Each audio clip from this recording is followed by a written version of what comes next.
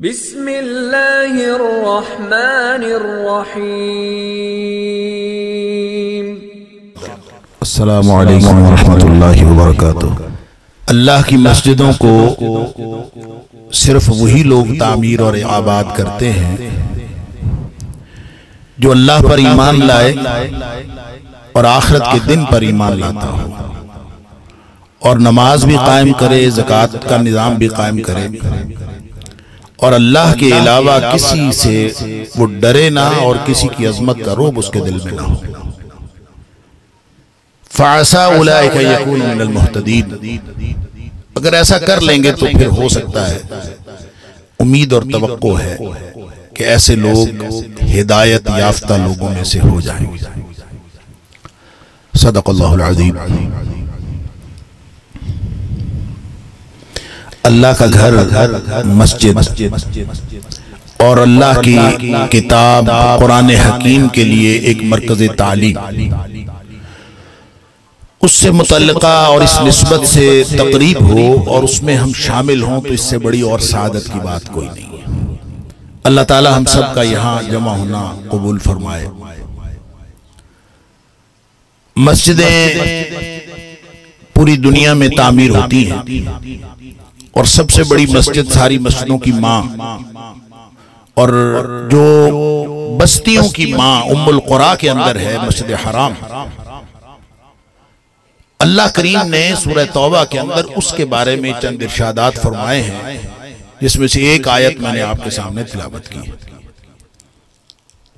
मस्जिदें तामीर करने के हवाले से मुख्तलिफ कॉन्सेप्ट्स हमारे माशरे में अब भी पाए जाते हैं और उस दौर में भी पाए जाते थे। ईंट गारे और ईंटों की और सीमेंट की दीवारें बनाकर एक चार दीवारी बना देना या फिर लोगों के लिए खाने वाने का इंतजाम कर देना और उनको पानी पिला देना और फिर इस तरह के जितने भी जुमला मटेरियल इंतजामात हैं वो कर देना, फिर उसको ये समझना कि ये कबूलियत की दलील है, इससे बड़ा धोखा और कोई नहीं।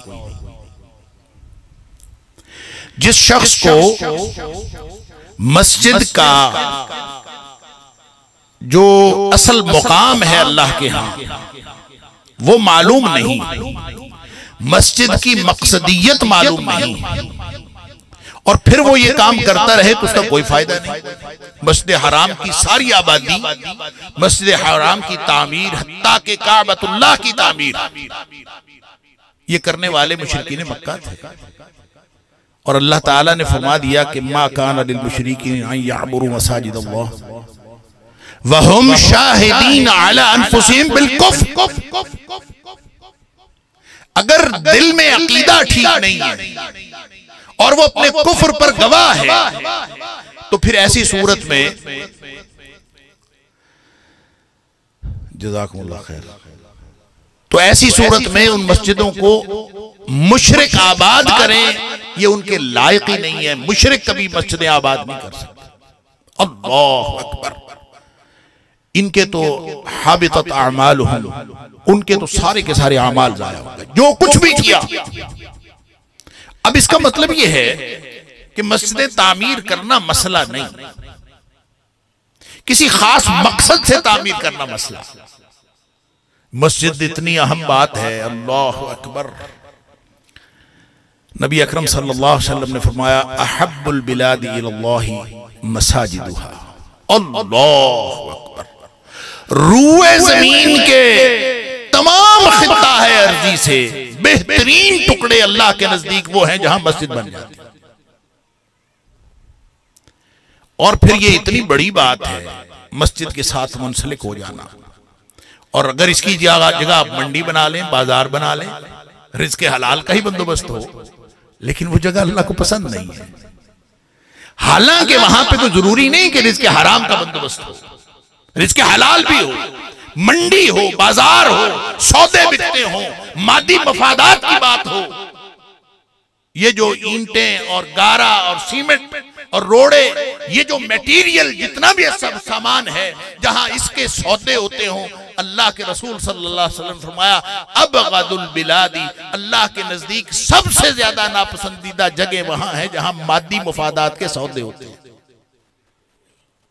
इसका मतलब यह है कि इस धरती को, ये जो चार दीवारी है, इस धरती को अल्लाह करीम ने कोई खास तकद्दुस अता फरमाया।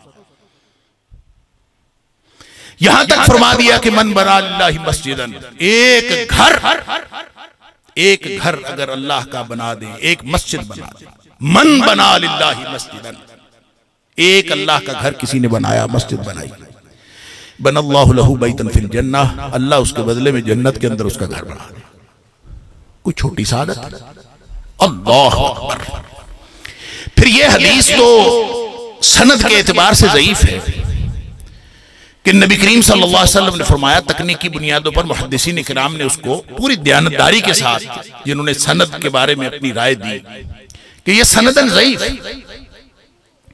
कि नबी करीम सल्लल्लाहु अलैहि वसल्लम ने फरमाया कि जिस शख्स को 5 वक्त मस्जिद में आता जाता देखो, मस्जिद के लिए दौड़ धूप करता देखो, जब भी कोई ऐसा इदार आई तुम रजुल, जब तुम किसी ऐसे शख्स को देखो, या अतादुल मस्जिदा या यताअहदुल मस्जिदा, दोनों अल्फाज आते हैं, अगर तुम किसी शख्स को मस्जिद में आता जाता देखो, मस्जिद के साथ दौड़ धूप करता देखो, इसकी कोशिशों सरगर्मियों में मशगूल देखो, फशहदू लहू बिल ईमान, उसके ईमान की गवाही दो।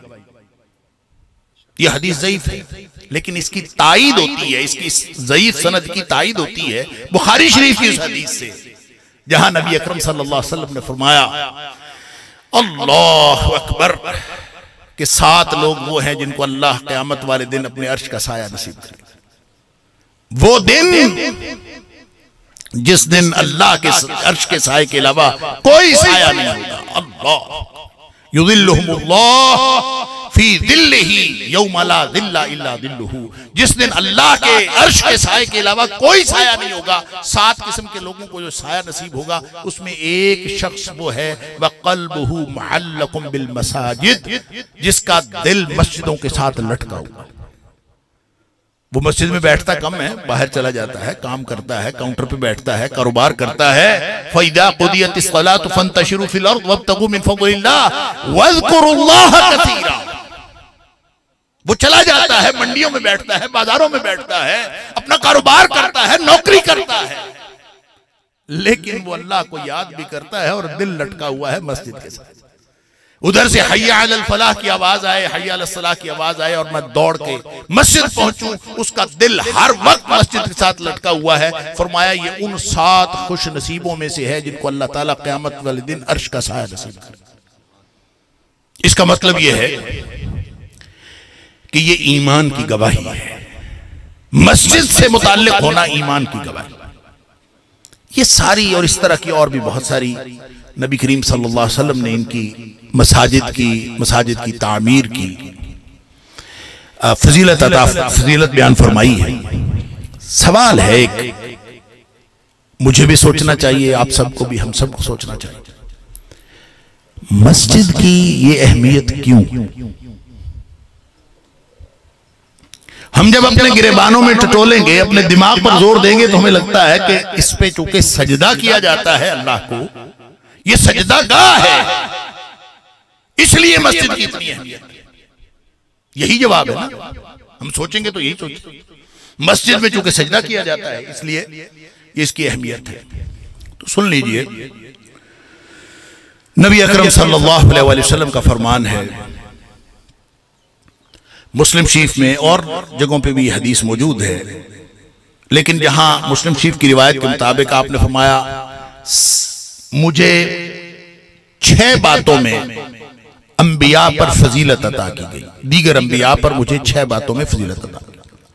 फुद्दिलतु अलल अंबिया बिसित्त, मुझे दीगर अंबिया के ऊपर जो फजीलत अता हुई है वो 6 बातों। वैसे तो कई बातें हैं, लेकिन यहां पे 6।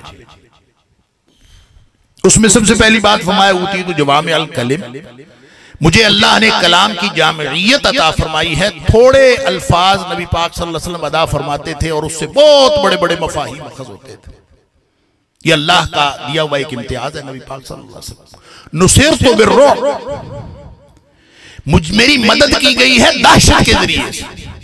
और दूसरी हदीस में आता है, नुसिरतु बिर्रुअब मसीरत शहर, के मुझे मेरी मदद की गई है दहशत और रोब के साथ कि मैं 1 महीने की मुसाफत पर होता हूं, दुश्मन के दिल में मेरा खौफ होता है। एक महीने की मुसाफत से दुश्मन मुझसे डरता है। सुभान अल्लाह। और तीसरी बात फरमाई, उहिल्लत लियल गनाइम, मेरे लिए, मेरी उम्मत के लिए माल गनीमत हलाल किया गया, इससे पहले हलाल नहीं था। और चौथी बात आपने फरमाई जो आज हमारे मौजू से ताल्लुक रखती है, नबी करीम सल्लल्लाहु अलैहि वसल्लम जुइलत लियल अर्दु मस्जिदन व तहूरा, मेरी उम्मत के लिए या मेरे लिए रुए जमीन को पाक बनाया गया है और मस्जिद बनाया गया।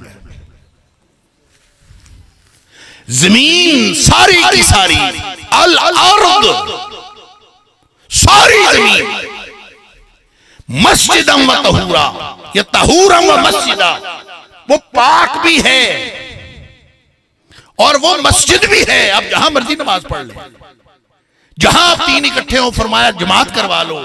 एक अकेला आदमी भी हो, वो मसल्ला भी ना, उसके पास जाए नमाज भी ना हो, मट्टी के ऊपर कीचड़ हो, साफ हो, मैदान हो, पत्थर हो, सिर्फ ये कि वहां पे गलाजत और गंदगी ना पड़ी हुई हो, तो सारी की सारी रूए जमीन पाक है और सजदागाह। तो फिर इस चार दीवारी की क्या अहमियत रहेगी? हमने तो समझा था कि ये जो चार दीवारी है, ये जो हमने ईंटें लगा दी हैं, सरिये लगा दिए हैं, चार दीवारी बना दी है, मस्जिद बन गई है। यहां पे सजदा हुआ करेगा, इसलिए इसकी बड़ी अहमियत है। इसके साथ जुड़ जाने वाला वो अल्लाह के अर्श का मुस्तहक हो जाता है, अर्श के साए का मुस्तहक हो जाता है। इसके साथ जुड़ जाने वाला, इसकी तामीर में हिस्सा ले लेने वाला, इसमें जरा सा भी सरगर्मी दिखा लेने वाला, वो ईमान का सर्टिफिकेट भी हासिल कर लेता है और अल्लाह का मुकर्रब बंदा भी बन जाता है, जन्नत के अंदर उसका महल भी बन जाता है। तो ये तो सजदा गाह अगर यहां नहीं, सारी रूए जमीन पे है, तो फिर ईंटें और गारों और रोड़ों की क्या हैसियत है? ये क्या कर रहे हैं?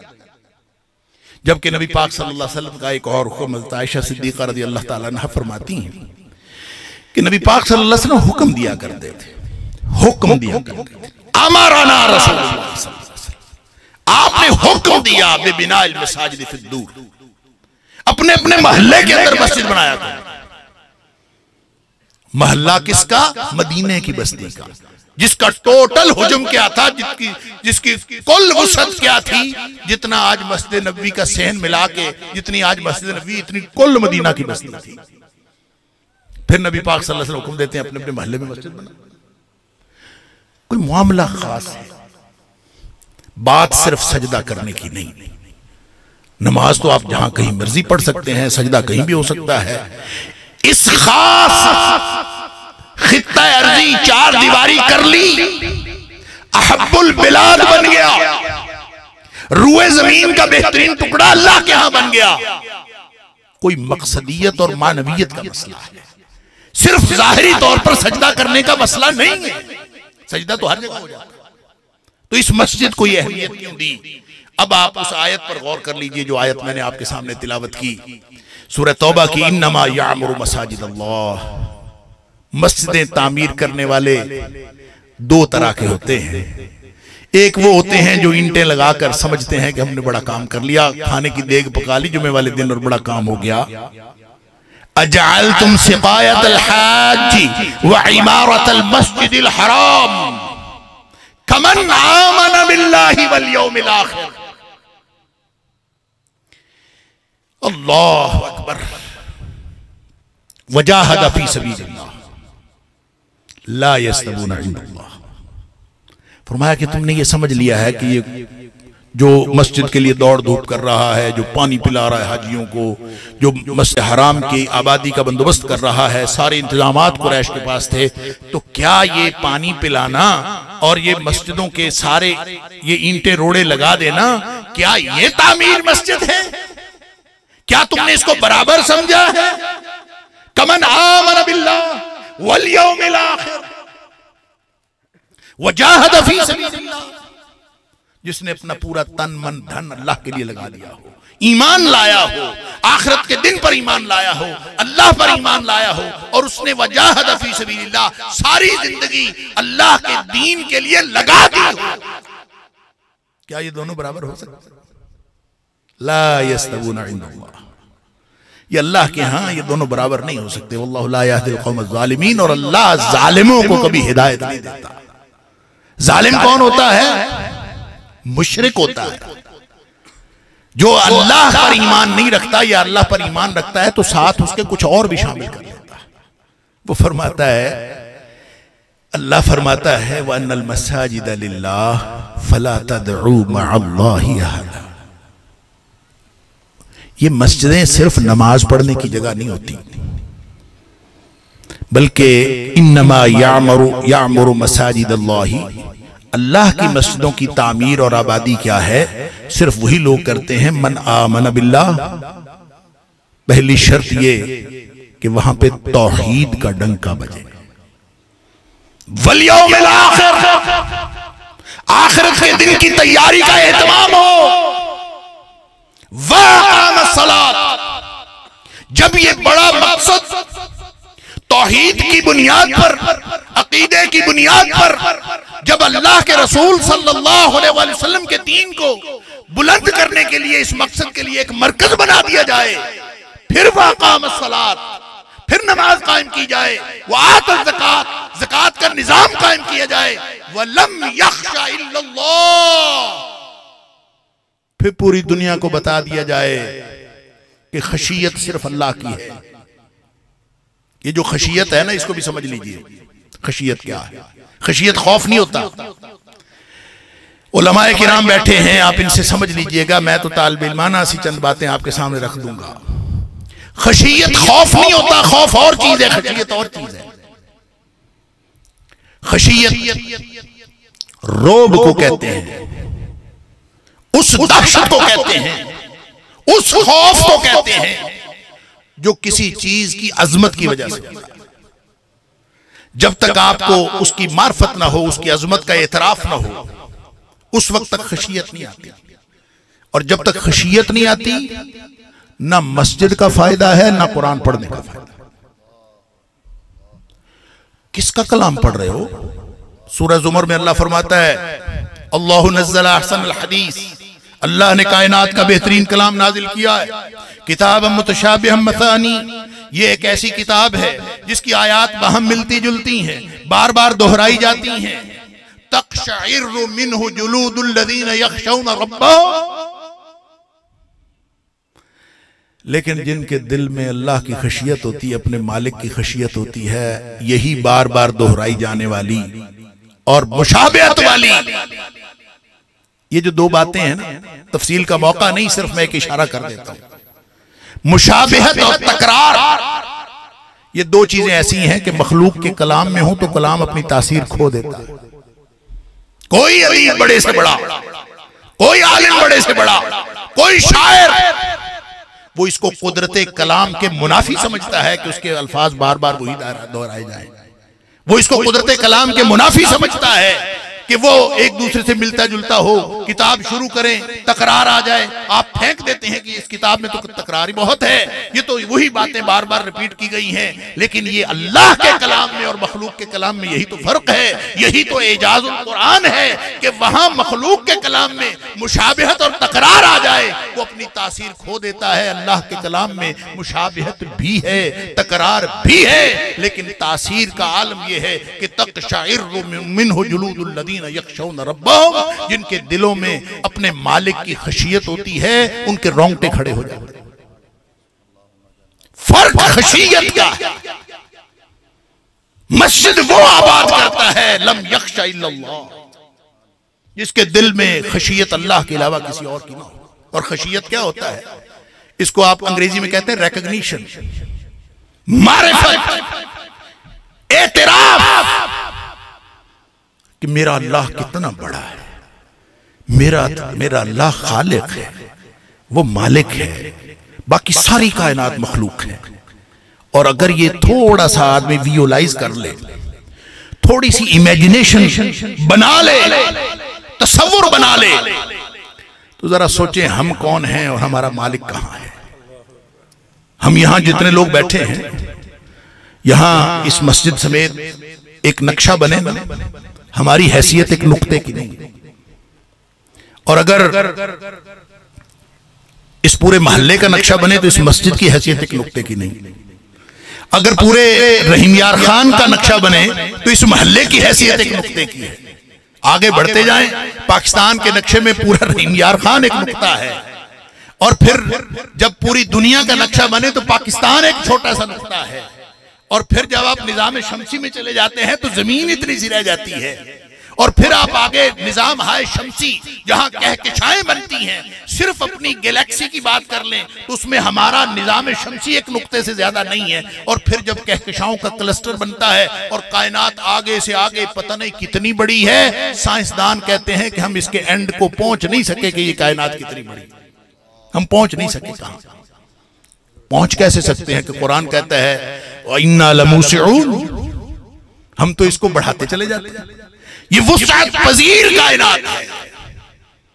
जब वुसअत पजीर है, इकबाल ने कहा था ये कायनात अभी नातमाम है शायद, कि आ रही है दमादम सदाए कुन फयकून, बढ़ती जा रही बढ़ती जा रही। आप जितना मर्जी जहाज दौड़ा लें, भागें, रॉकेट बना लें, टाइम ट्रेवलिंग कर लें, आप कायनात के कोने तक नहीं पहुंच सकते, क्योंकि कोना है ही नहीं, वो बढ़ती जाती है। फिर ये सारी कायनात जिसमें हम कहां हैं, जरा सोचें कहां से शुरू हुआ सफर। अल्लाह अकबर। ये सारी कायनात, इसमें सारे आसमान, सारी जमीनें, सब मिलकर जितनी भी बड़ी कायनात है, ये अल्लाह की किबरियाई के मुकाबले में इसकी क्या हैसियत है, कोई मालूम नहीं। अल्लाह अकबर। वो किसी पंजाबी शायर ने कहा है, हादिस क्या कदीमों जाने जे लख उड़े हवाई, विच्चे डुब मरे दियां अकलां हैरत दे दरियाई। सिवाय हैरत के समंदर के और कुछ नहीं है कि इंसान समझ ही नहीं सकता ये कायनात कितनी बड़ी है। नबी अकरम सल्लल्लाहु अलैहि वसल्लम फरमाया, एक अंदाजा लगा लीजिए कि अल्लाह की जात की बड़ाई कितनी है और अजमत कितनी है, वो तो हमें नहीं पता। अल्लाह के अर्श की बड़ाई इस सारी कायनात के मुकाबले में कैसे है। आपने मिसाल दी कि जैसे लकोदक सहरा हो, लंबा चौड़ा सहरा जिसकी लंबाई चौड़ाई का कोई अंदाजा ना हो, उस लंबे चौड़े सहरा में एक हल्का, एक अंगूठी, एक छल्ला पड़ा हुआ, तो जो उस छल्ले को उस लंबाई चौड़ाई के एतबार से नामालूम सहरा के साथ निस्बत है, वही निस्बत इस सारी कायनात को अल्लाह के अर्श के साथ। वसिअ कुर्सियुहु समावाति वल अर्ज़। भाई इतनी सी कायनात होगी, इतनी सी कहना भी शायद गुस्ताखी ना हो जाए अल्लाह की अज़मत के। फिर जरा सोचें कि फिर भी मैं जब कहता हूं ना अल्हम्दुलिल्लाह रब्बिल आलमीन इस मस्जिद में आके खड़े होके, तो वो कहता है हमिदनी अब्दी, जिसकी कोई औकात ही नहीं है, जिसका कोई वजूद ही नहीं है, जिसकी कोई हैसियत ही नहीं है, उसको वो हस्ती हमिदनी अब्दी, मेरे बंदे ने मेरी हम्द की। इसने हम्द बयान नहीं की, ये अल्हम्दुलिल्लाह रब्बिल आलमीन तो उसी ने सिखाया है, मैंने क्या किया है। अल्हम्दुलिल्लाह रब्बिल आलमीन हमिदनी अब्दी अर्रहमानिर रहीम असना अलैया अब्दी मालिक यौमिद्दीन मज्जदनी अब्दी। अल्लाह की बुजुर्गी, अल्लाह की अजमत बयान करना मेरे आपके बस में हो सकता है जिसकी हैसियत ही कोई नहीं इस दुनिया में। ये तो उसकी रहमत है कि खुद सिखाता है कि मालिक यौमिद्दीन कह लो, मैं उसको तेरा अमल करार दे के तुझे अजर अता कर दूंगा। कहो तो सही मालिक यौमिद्दीन। लम यख्शा इल्लल्लाह। मस्जिदों को आबाद सिर्फ वो करता है जिसके दिल में खशियत सिर्फ अल्लाह की हो, इसके अलावा किसी और की ना हो। रोब मादी मफादात का हो, रोब दुनिया के प्रोजेक्ट्स का हो, रोब दुनिया की शख्सियात का हो, दिल में तरह तरह के खदशात फंसे हुए हो, दिल में तरह तरह की उम्मीदें लगी हुई हो, तमन्नाएं और आरजुएं हो, खड़ा मस्जिद में जाके है, क्या फायदा उसको नमाज पढ़ने का। मस्जिदें आबाद करने का ये मतलब ना अल्लाह ने समझाया, ना अल्लाह के रसूल सल्लल्लाहु अलैहि वसल्लम ने समझाया। उन्होंने मस्जिदें आबाद करने का मफहूम ये समझाया, इन्नमा यअमुरु मसाजिदल्लाहि मन आमन बिल्लाहि वल यौमिल आखिर व अक़ामस सलात व आतज़ ज़कात व लम यख्शा इल्लल्लाह। इस डिसिप्लिन में आओ, तौहीद और सुन्नत का डिसिप्लिन। मस्जिद की चार दीवारी की अहमियत इसलिए है कि यह तौहीद और सुन्नत का मरकज बनता है। यहां अगर कुरान की तालीम, कुरान एजुकेशन कम्प्लेक्स मुझे बताया गया कि यहां बन रहा है, मस्जिद होती ही नहीं है, मस्जिद अल्लाह के यहां कोई हैसियत रखती ही नहीं है जब तक वो तौहीद और सुन्नत का मरकज ना हो। महज नमाजें पढ़ने से मस्जिद नहीं बनती, महज नमाजें पढ़ने से रूए जमीन मस्जिद है। मस्जिद बनती है अल्लाह का दीन कायम करने का तहैया लेकर, ईमान की बुनियाद पर, तौहीद की बुनियाद पर, आमन बिल्लाह वल यौमिल आखिर, आखिरत की तैयारी का इंतजाम मौजूद है, अल्लाह पर ईमान मौजूद है, शिर्क से नफरत मौजूद है। फला तदउ मअल्लाहि अहदा, अल्लाह के साथ भी किसी का नाम नहीं लेना, ये नहीं कहना अल्लाह चाहे या अल्लाह का रसूल चाहे, ये कहोगे तो शिर्क हो जाएगा। हजरत तुफैल रज़ी अल्लाह ताला अन्हु सहाबी रसूल है, ख्वाब में देखा ईसाई मिला। ईसाई को कहते हैं कि तुमने बड़ा जुल्म किया, अल्लाह के साथ शिर्क किया, हजरत ईसा अलैहिस्सलाम को अल्लाह का बेटा करार दिया, बहुत जुल्म किया। वो ईसाई आगे से कहता है तुम मुसलमानों ने भी तो बहुत जुल्म किया, तुमने भी शिर्क किया। हैरान हो गए ख्वाब के अंदर, यानी ताना दे रहा है ईसाई सहाबी रसूल को ख्वाब में कि तुम लोगों ने भी शिर्क किया। कैसे कि तुम कहते हो माशा अल्लाह माशा मुहम्मद सल्लल्लाहु अलैहि वसल्लम, तुम बातें करते हुए कहते हैं जो अल्लाह चाहे, जो मोहम्मद करीम सल्लल्लाहु अलैहि वसल्लम चाहे, तुम ये कहते हो, ये तुम शिर्क करते हो। हड़बड़ा के उठे, परेशानी के आलम में दौड़ते हुए नबी पाक सल्लल्लाहु अलैहि वसल्लम के पास गए।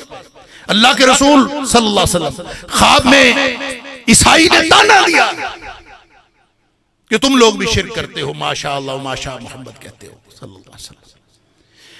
नबी अकरम सल्लल्लाहु अलैहि वसल्लम फरमाया ला तक़ूलू माशा अल्लाह माशा मोहम्मद वलाकिन क़ूलू माशा अल्लाह वहदा। ये कहा करो कि जो अकेला अल्लाह चाहे। मोहम्मद करीम सल्लल्लाहु अलैहि वसल्लम भी तो मखलूक है, मखलूक की चाहत और है, खालिक की चाहत और है। मखलूक सुरखरू होती है जब वो अपनी मशीयत को, अपनी चाहत को खालिक व मालिक की चाहत के ताबे कर देती है। नबी पाक सल्लल्लाहु अलैहि वसल्लम मखलूकात में से सबसे ज्यादा मुमताज इसलिए हैं कि वमा यंतिकु अनिल हवा इन हुवा इल्ला वहयु यूहा, वो अपनी ख्वाहिश के मुताबिक नहीं बोलते थे बल्कि अल्लाह की वही और हुक्म के मुताबिक। यही तो इम्तियाज। नबी अकरम सल्लल्लाहु अलैहि वसल्लम ने, एक शख्स आया आके कहता है अल्लाह के रसूल सल्लल्लाहु अलैहि वसल्लम माशाअल्लाह व माशिता, जो अल्लाह चाहे और जो आप चाहे। नबी पाक सल्लल्लाहु अलैहि वसल्लम अजअलतनी लिल्लाहि निद्दा, क्या तू मुझे अल्लाह के साथ शरीक ठहरा रहा?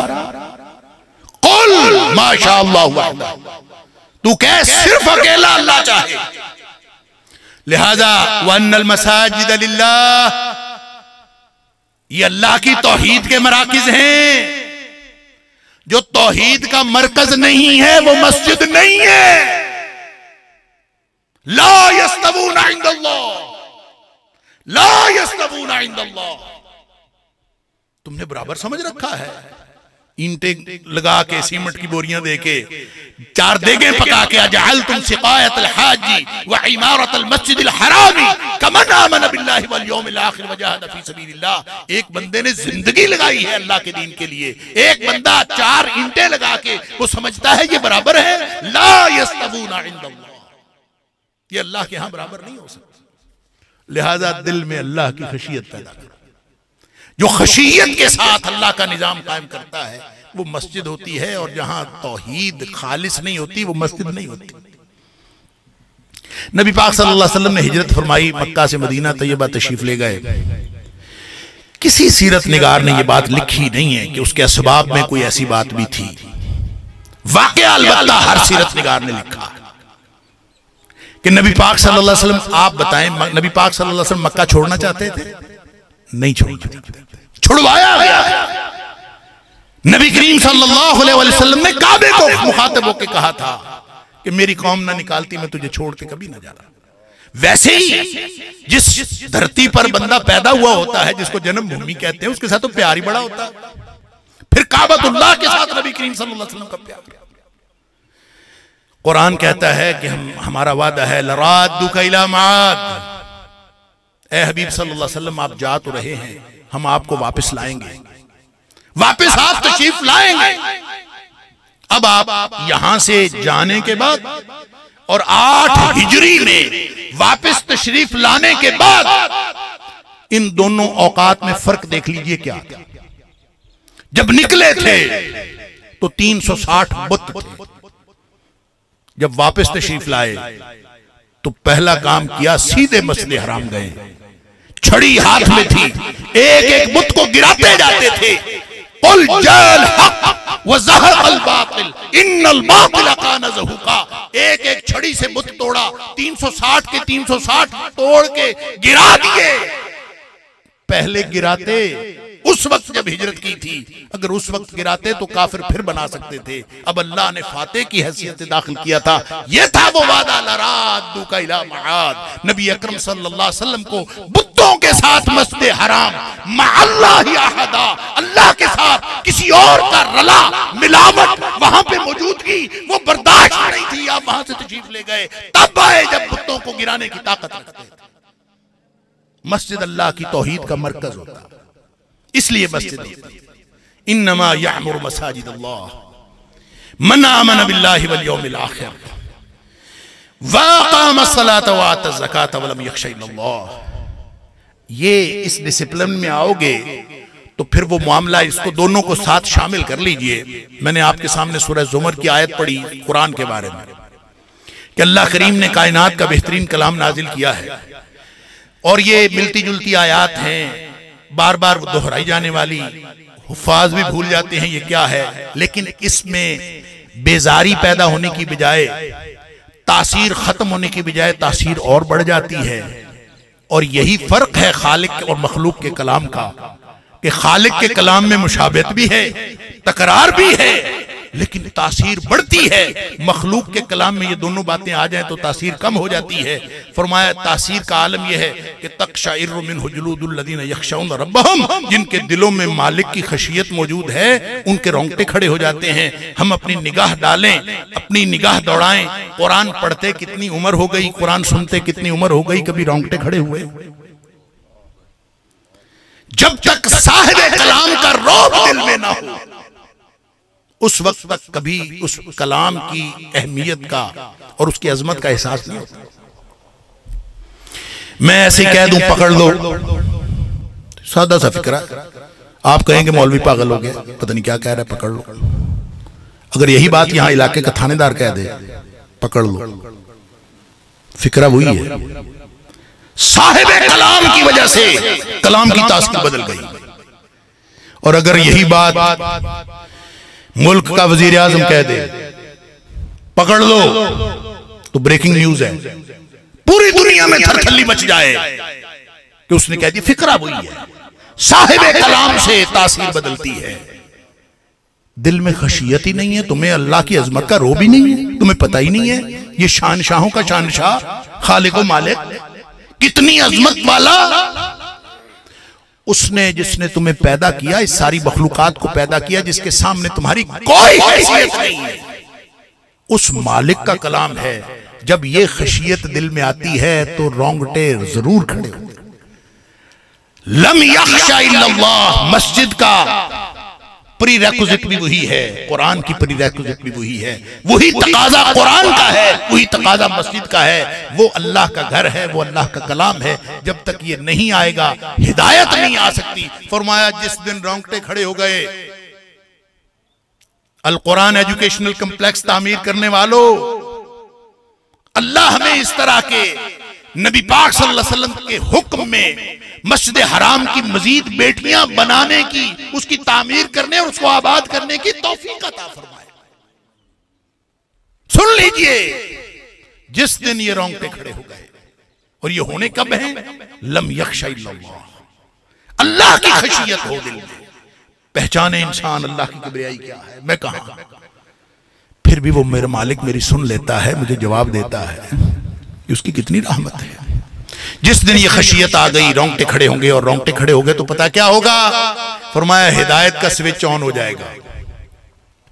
खशियत से हिदायत का स्विच ऑन होता है, क्लिक होती है। फरमाया क्या होता है कि सुम्मा तलीनु जुलूदुहुम व कुलूबुहुम इला ज़िक्रिल्लाह।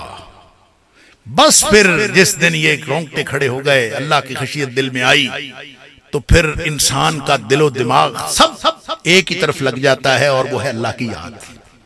सुम्मा तलीनु जुलूदुहुम व कुलूबुहुम इला ज़िक्रिल्लाह। जिस्मो जान गवा लिए, अल्लाह के नाम पर फना हो गया। बस जो मेरा अल्लाह कहे मैंने वही करना है। अल्लाह की याद की तरफ झुक पड़ते हैं। फरमाया ज़ालिका हुदल्लाह यहदी बिही मन यशा, यही वो हिदायत है, अल्लाह जिसे चाहता है अता करता है। अब आ जाइए मस्जिद के बारे में। अल्लाह फरमाता है लम यख्शा इल्लल्लाह, अल्लाह के अलावा किसी की खशियत दिल में ना। फिर खड़े होकर देखो मस्जिद में, फिर क्या फर्क पड़ेगा? फरमाया फअसा उलाइका यकुनु मिनल मुहतदीन। एक दिन तुम इस तरह खड़े हो गए ना, तो हिदायत याफ्ता लोगों में से हो जाओगे। फिर तवक्को लग जाएगी कि हिदायत याफ्ता लोगों में। सारी जिंदगी पढ़ पढ़ के नमाजें खप गए। नबी करीम सल्लल्लाहु अलैहि वसल्लम ने तो 2 रकत पर जन्नत वाजिब फरमाई है। 2 रकत वुजू पूरा हो, नमाज ठीक हो, ला यसहू फीहिमा, शर्त यह है कि उसमें फिर वो मकसद को ना भूले। 2 रकतों के दरमियान अल्लाह को ना भूले, मकसद पता हो मैं अल्लाह के सामने खड़ा हूं। जब खड़ा हूं तो मैं अल्लाह के साथ क्या बात कर रहा हूं, जब मैं रुकू में गया हूं तो अल्लाह के साथ मैं क्या बात कर रहा हूं, सजदे में मेरी गुफ्तगू का आलम क्या है, वो मुझे देख रहा है, मेरी उसके साथ किस तरह की गुफ्तगू हो रही है। जब ये सारी ये रिकॉग्निशन, ये मार्फत, ये एतराफ पैदा होगा तो खशियत पैदा होगा, अल्लाह की अजमत का रौब आएगा। और जिस दिन अल्लाह की अजमत के रौब के साथ मस्जिद में 2 रकतें इस तरह की पूरे वुजू के साथ पढ़ ली, वजबत लहुल जन्नह, उसके लिए जन्नत वाजिब हो जाती, गुज़श्ता सारी जिंदगी के गुनाह माफ हो जाते हैं। अल्लाह ताला हमें इस तरह का ताल्लुक मस्जिदों के साथ बनाने की तौफीक अता फरमाए। तो कहने की बात यह है कि मस्जिद इसलिए अहमियत रखती है कि ये अल्लाह का घर है और तौहीद और सुन्नत का मरकज। लिहाजा नमाज पढ़ने के लिए आप हर जगह पढ़ सकते हैं, लेकिन जब ये 4 दीवारी मखसूस होती है, तौहीद और सुन्नत के मरकज का इरादा वो अमली शक्ल इख्तियार करता है, फिर यहां से तौहीद और सुन्नत की शमें निकलती हैं, पूरी दुनिया में फैलती हैं। ये है वो असल काम जिसकी वजह से अल्लाह के रसूल सल्लल्लाहु अलैहि वसल्लम फरमाया, तुम एक घर अल्लाह का बना दो, अल्लाह ताला तुम्हारे लिए जन्नत में एक महल बना दे। प्लाट बुक हो गया फौरन, प्लाट ही नहीं, पूरा घर मुकम्मल। आज मैं आप क्या, मैं अपने आप को, मुझे कोई बताया कि डीएचए में आपको प्लाट दे दिया जाएगा, बस ये थोड़ा सा काम कर लो, सारा कुछ कर लो। इन्ना लिल्लाह, हर बंदा उसकी एक कीमत है, जितना मर्जी को नेक नजर आ रहा हो। कुल्लु बनी आदम खत्ताऊ, नेचर ही उसने ऐसी बना के भेजा है। इम्तिहान जो लेना था उसने, फितरत ही ऐसी बनाई। दिल तो खींचता है ना, कशिश करता है। बस जब तक ये रोब इन प्लाटों का, इन मकानों का, इन ईंटों और गारों और रोड़ों का जब तक रोब रहेगा, तब तक अल्लाह की खशियत दिल में नहीं आ सकती। ये इसको निकालोगे, वो हम तज़किया नफ्स पे बात तो बहुत करते हैं, लेकिन कभी हम तज़किया करना चाहते हैं उस बर्तन के अंदर जो कुछ है दिल के अंदर, उसी के साथ नमाज पढ़े जा रहे हैं, दिल भरा हुआ है, पता नहीं गंदगी से भरा है, किससे भरा है, अपनी आरज़ुएं हैं, तमन्नाएं हैं, पता नहीं क्या कुछ दिल में भरा है, नमाजें पढ़े जा रहे हैं। बर्तन के अंदर गंद हो, ऊपर से धोते रहे, क्या फर्क पड़ेगा। लिहाजा वो इमाम गजाली अलैहिर्रहमा कहा करते थे कि अगर दिल को पाक करना है ना, तज़किया करना है, उसका पहला स्टेप ये है कि दिल को खाली तो करो, तखलिया नफ्स करो। इसको सारी गुज़श्ता जो माजी की सारी चीजें हैं, आलूदगियां, वो निकालोगे तो फिर उसके बाद इसको तजलिया नफ्स करो। बर्तन में कोई चीज डालनी हो तो बंदा अंदर से बाहर से धोता है अच्छी तरह, फिर उसमें अल्लाह की याद जाती है। अल्लाह ताला मुझे और आपको, हम सबको इस बात की तौफीक अता फरमाए। लिहाजा इस नीयत के साथ और नीयतों को इस तरह से रिट्यून करके सिर्फ इस मस्जिद के साथ तावन नहीं करना, बल्कि जो हो सके, जितना हो सके, हमेशा तावन करते रहना है। क्यों? इसलिए कि मरने के बाद ये सब कुछ खत्म हो जाएगा, लेकिन ये जारी रहेगा। हमारा जो कुछ है सब कुछ वो खत्म हो जाएगा। वो कहते हैं कि साहबी जो है दूसरे साहबी को मिलने गया, वो कहता है कि घर वहां पे सामान, उस दौर में साहबियों के पास सामान होता ही कितना था, घर की जरूरत की चीजें। तो कहता है मैं देखता हूं कि वो जरूरत की चीजें भी आहिस्ता आहिस्ता कम होती जा रही। तो उससे पूछता है कि ये किधर है तुम्हारी जरूरत की चीजें, घर का सामान? वो कहता है मैंने एक घर बनाया है, वहां मुंतकिल कर रहा हूं अपना सामान। जब से मेरा सारा सामान वहां चला जाएगा तो मैं खुद भी मुंतकिल हो जाऊंगा। ये यकीन लम यख्शा इल्लल्लाह, कि हम जो कुछ, या अय्युहल्लज़ीना आमनु तक़ुल्लाह वल तंजुर नफ्सुम मा क़द्दमत लिग़द, हिसाब लगा लो कल के लिए क्या छोड़ा है। उमर फारूक रज़ी अल्लाह ताला बड़े खुश थे कि मैं आज आधा माल लेके आया हूं जैश उसरत के मौके पर। वो बड़े खुश थे कि आज मैं अबू बकर से आगे बढ़ जाऊं रज़ी अल्लाह ताला, क्योंकि वो कहते थे किसी भी मामले में मैं कोशिश करता था, अबू बकर सिद्दीक रज़ी अल्लाह ताला मेरे से आगे होते थे। तो मैंने सोचा कि अब मैं आज जब घर का आधा माल लेके जाऊंगा तो अबू बकर के पास रज़ी अल्लाह ताला अन्हु के पास इतना माल है ही नहीं, लिहाजा आज तो मैं बढ़ जाऊंगा। जाके आधा माल नबी पाक सल्लल्लाहु अलैहि वसल्लम के सामने पेश कर दिया। सिद्दीक अकबर रज़ी अल्लाह ताला अन्हु आए, माल तो थोड़ा था लेकिन हालात घर के नबी पाक सल्लल्लाहु अलैहि वसल्लम जानते थे। पूछा कि सिद्दीक ये सारा कुछ ले आए हो, घर वालों के लिए क्या छोड़ा? मा बक़ैता लिअहली, अपने घर वालों के लिए क्या छोड़ा? फरमाते हैं अबक़ैतु लहुमुल्लाह व रसूलह, मैं घर वालों के लिए अल्लाह और उसका रसूल छोड़ आया, सारा ही माल ले आया। उमर कहते हैं मैं तो हैरान रह गया और मुझे समझ आ गई, अबू दाऊद शरीफ की रिवायत है, वो कहते हैं मुझे समझ आ गई, ला अस्बिकुहु अबदा, मैं कभी भी सिद्दीक से आगे नहीं बढ़ सकता। अल्लाह अकबर, ये समझ की बात है। अगर अल्लाह ताला हमें दे दे, हम समझते हैं कि मैंने पैसे देने हैं। ओ यार सोचो तो सही, आपने पैसे कहां से दिए? आप हैं कौन? कहां से लाए हैं पैसे? किसने दिए वो पैसे? अल्लाह ने दिए ना। तो जिसने दिए हैं अगर उसके लिए देने हैं, उसके दिए हुए में से, तो क्या दिया आपने?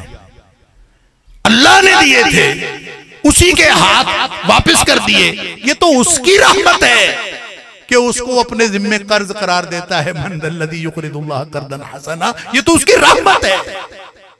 हम समझते हैं मेरा माल है, कुछ नहीं है अपना, सब अल्लाह का है। लेकिन अगर आज अल्लाह के रास्ते में तकसीम करना शुरू कर दें, और एक और बात जो हमारी समझ में नहीं आती, अल्लाह करे मुझे और आपको समझ आ जाए कि जो चीज आपको चाहिए हो ना, पल्ले बांध लें। खास तौर पर मेरे अजीज तलबा, जो चीज आपको जरूरत है वो तकसीम करना शुरू कर दें। जिस चीज की जरूरत है वो तकसीम करना शुरू कर दें। आप आगे सप्लाई करेंगे तो पीछे से नई सप्लाई आएगी। आप रोक के रखेंगे तो उधर से आपको इज्जत चाहिए, दूसरों को इज्जत देना शुरू कर दें। आपको पैसा चाहिए, आप पैसा खर्च करना शुरू कर दें। आप जो चीज खर्च करेंगे अल्लाह अता फरमाता जाएगा, उसकी अता के अंदर कोई कमी नहीं होती। और वैसे भी सदका तो हम समझते हैं जेब में 100 रुपए हैं, 10 रुपए मस्जिद को दे दिए तो पीछे 90 रह जाएंगे। नबी करीम सल्लल्लाहु अलैहि वसल्लम ने गारंटी दी, मा नक़सत सदक़तुम मिन माल, ये तुम्हारी कैलकुलेशन में 100 से 90 हुए हैं, ये अल्लाह की कैलकुलेशन में कभी नहीं घटते। अब 90 में से वो काम होगा जो तुम 110 में भी नहीं कर सकते। अल्लाह इसमें बरकत डालेगा। सदके से कभी माल कम नहीं होता। लिहाजा खर्च करने का मतलब सिर्फ माल नहीं होता, खर्च करने का मतलब वक्त भी खर्च करना है। अपने आप को, अपनी जान को खर्च करना है, अपनी सलाहियतों को लगाना है, अपनी एक्सपर्टीज को सर्व करना है, अपना मालो दौलत हत्ता के औलाद भी अल्लाह के रास्ते में लगा देनी है। ये खर्च कर लो, अभी वक्त है। नबी पाक सल्लल्लाहु अलैहि वसल्लम ने फरमाया था कि उस वक्त खर्च किया करो, बेहतरीन सदका वो होता है वअंत सहीहुन व शहीहुन, जिस वक्त दिल में लालच होता है उस वक्त का सदका जो है असल फायदा देता है। जब बंदा तंदुरुस्त भी हो, दिल में लालच भी हो, मरते वक्त तो काफिर भी अपने सारा सरमाया ट्रस्ट को दे जाते हैं, उसका नहीं फायदा। वअनफिकू मिम्मा रज़क़नाकुम मिन क़ब्लि अन यातिया अहदकुमुल मौत, मौत आने से पहले खर्च कर लोगे तो वही खर्च अल्लाह के यहां गिना जाएगा। जब मौत आ गई, अल्लाह अकबर, फयक़ूल रब्बी लौला अख़रतनी इला अजलिन क़रीब फ़अस्सद्दक़ व अकुन मिनस सालिहीन, फिर बैठा हसरत करेगा कि अल्लाह थोड़ी सी मोहलत और दे दे, मैं ये जाके खर्च कर रहा हूँ और सदका करके मैं नेक लोगों में से हो जाऊँ। नबी करीम सल्लल्लाहु अलैहि वसल्लम ने नमाज पढ़ी, नमाज पढ़ा के इतनी जल्दी से आप हुजरे की तरफ तशरीफ ले गए, लोगों की गर्दनें फलांगते हुए, हालांकि नबी करीम सल्लल्लाहु अलैहि वसल्लम का ये तरीकाकार नहीं था। जल्दी से आप तशरीफ, साहबा तशवीश में मुब्तला हो, थोड़ी देर बाद आप वापस आए इत्मीनान से। फरमाया कि मैंने इसलिए इस तरह किया है कि मुझे नमाज में याद आया था कि एक सोने की टुकड़ी घर में पड़ी हुई है जो सदका करने से रह गई, तो मुझे खतरा ये लाहक हुआ कि ऐसा ना हो कि मेरी मौत आ जाए और वो सोने की टुकड़ी घर में पड़ी रहे। तो मैं जल्दी से गया हूं, अब मैं सदका करके आ गया हूं, अब मुझे इत्मीनान है अल्हम्दुलिल्लाह। अल्लाह ताला मुझे और आपको, हम सबको इस तरह मस्जिदों से और अल्लाह के कुरान से जुड़ने की तौफीक अता फरमाए। व आखिर दावाना अल्हम्दुलिल्लाह।